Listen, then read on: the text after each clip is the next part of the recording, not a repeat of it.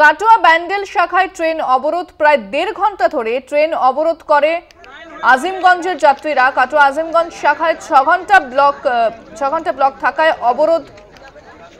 Block না তুললে ব্যান্ডেল শাখার ট্রেন ছাড়তে দেবে না, এমনটাই দাবি যাত্রীদের।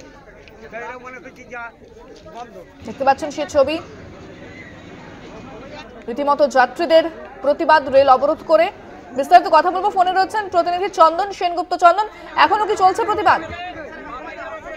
11:36 কিন্তু অবরোধ উঠে যায়।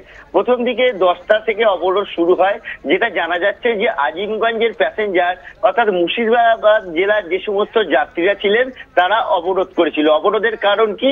অবরোধের কারণ হচ্ছে ঈদের মরশুম, তারা বাড়ি ফিরছেন সব বিভিন্ন জায়গা থেকে, কেউ কেরালায় কাজ করে, কেউ বোম্বেতে কাজ করে, কেউ দিল্লিতে কাজ করে।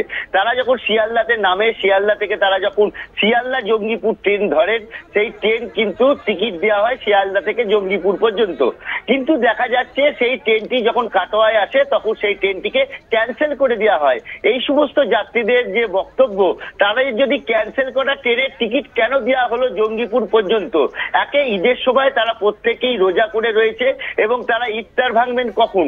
6 ঘন্টা ব্লক কাটোয়া থেকে আজিমগঞ্জ শাখায়, অতএব তারা বাড়ি ফিরবেন কি করে? সেই কারণেই কিন্তু 10:36 যে কাটোয়া হাওড়া যে ট্রেন ছিল সেই ট্রেনটিকে তারা অবরোধ করে দেয়, দাঁড় করিয়ে দেয়। শুধু এই ট্রেনটি নয়, স্টেশনে যতগুলো ট্রেন ছিল ততগুলো ট্রেনের সামনে, প্রায় 5টি ট্রেনের সামনে তারা দাঁড়িয়ে পড়ে এবং প্রচুর মানুষের সমাগম হয়। তাদের বক্তব্য, তাদেরকে আজিমগঞ্জ যাওয়ার ট্রেন দিতে হবে। এরপর আধিকারিকদের সঙ্গে দীর্ঘক্ষণ কথাবার্তা হওয়ার পর অবশেষে ডিআরএম পারমিশন দেয় যে অন্য একটি ট্রেন অর্থাৎ জঙ্গিপুর যাওয়ার জন্য একটি ট্রেন চালাতে হবে।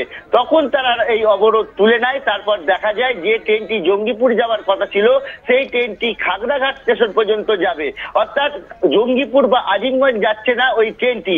এখন দেখার বিষয় যে সমস্ত যাত্রীরা কাটোয়াতে অবরোধ করেছিল এই ট্রেনের জন্য, তারা খাগড়াঘাট পর্যন্ত যাবে। এবার খাগড়াঘাট থেকে তারা কি করে আজিমগঞ্জ যাবে, কি করে জঙ্গিপুর যাবে? তাহলে তুই আবার সেই অবরোধের শিকার হতে হবে এই খাগড়াঘাট স্টেশনে, সেটাই কিন্তু এখন দেখার বিষয়। তবে রেল কর্তৃপক্ষের দিকে এই সমস্ত মানুষরা আঙুল তুলছেন। তারা বলছেন তারা এই ঈদের সময় কেন এরকম সময় 6 ঘন্টা ধরে ব্লক করলো, এবং যদি ব্লকই করে থাকে তাহলে তাদের টিকিট দেওয়া হলো কেন? তাদেরকে কেন আগে জানানো হলো না কেন?